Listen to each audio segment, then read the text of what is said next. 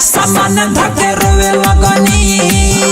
अरे तारा बहनी के लहंगा उठा के प्रणाम करो, बहुत अच्छा कि सामान धके रोवे लगनी। अरे तोर बहन चो तो भौजी ऐसा का ता सामान में गाड़ी के लंड पेल देलन का, मतलब गधा के लंड पेल देलन कि सामान धके रोवे लगू। भग तोर बहन चो तका हाल बा।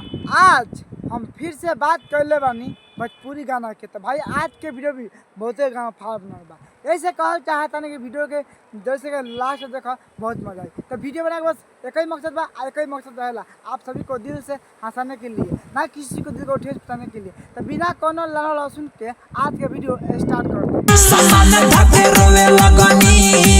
हम उठ मार के ना सुत गइलू तारा बहनी के गाड़ी में खरबूजा पेलू, मतलब ये कौन बात भली यार कि सामान धके रोवे लगनी। अब तू बताओ, हम तो ये नहीं पता लागत कि भैया के सामान कितना कस के लंबा रहला कि भौजी के पेला के बाद भौजी सामान धके रोवे लगला।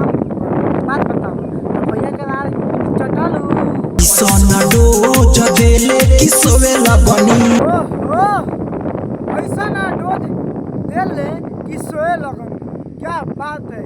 कहते भौजी मैं आपको कुछ बोलबे नहीं करूँगा यार, आजकल के दुनिया में यही हो रहा है।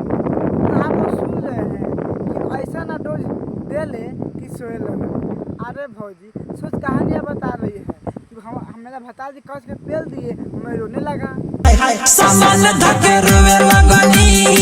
पटा के पेल से हम हक देबू तार बहिन चोदी। फिर से कहती है भौजी भंसरी वाली कि सामान धके रोए लगनी। अरे तो बहिन चोदो तू जो सामान धक करो तो सामान पकड़ के लो। में कोनो मतलब नहीं है, मतलब कुछ भी यार कैसे बोल रही है कि सामान धके रोए लगनी। बहन पागल भाग जाते भंसरी वाली। सामान धके रोवे लगनी। अब देखा तार बहन चोदो भौजी, अब तू सामान धक करो तो सामान धके मुठ मार दो, हमरा उसे कोनो दिक्कत नहीं। क्या है कि आजकल दुनिया में ये चल रहा है, मतलब हमें ये ना समझ में आता कि भौजी के भत्ता कितना हरामी बसरवा कि कितना कष्ट पेल लगे भौजी सामान धके रोए लगा। तो भौजी हम तासे कहल चाहते कि माला ता भतार तला चट्टा बा आ तू कला चट्टा बारू, हम हदाई के सामान ना देखलू कितना मोट बा कितना पातल बा कितना छोट बा ले लेलू। अगर तो रंडी बारू मोटा पातल ना देखेलू। बढ़िया बनैलो भगवान। का कहता कि बड़ी बढ़िया बनैला भगवान। अरे भैया तार कहे के मतलब का बा, ना तू का कहल चाहता, ना तू का हम सुनिबा हो, मतलब कुछ भी यार कि बहुते बढ़िया बनैला भगवान। अच्छा भैया को बात बताओ ना, तार कहे के मतलब बा वो थोड़ा आगे बताओ तब तक पटक के चाटो। छौरी के अगला सामान। बाहर तारा बहनी के गाड़ी में सकल बरुआ के खरबूजा पे, वाह कि बहुते बढ़िया बनैला भगवान। आ छौरी के अगला सामान ई भैया भंसरी वाला के का नाम पा गजब के सामान बना दिए भगवान जी, वो भी अरे तार बहन चलो लो पहले में था ना कि हक देवा पाटे में अगला सामान है हम अगला सामान।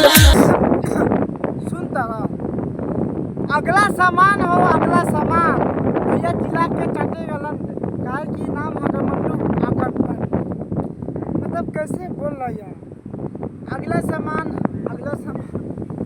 ए भाई तो चाट लदन भौजी के अगिल का कि मुंह दो अगला सामान देखी डोलई मान भर। बारे सारे बड़े छुछुल बा बहुत अच्छा।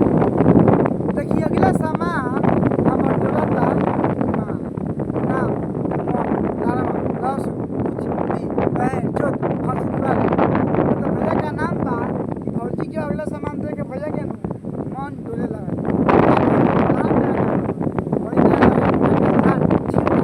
छौरी के अगला सामान। देखा भाई लोग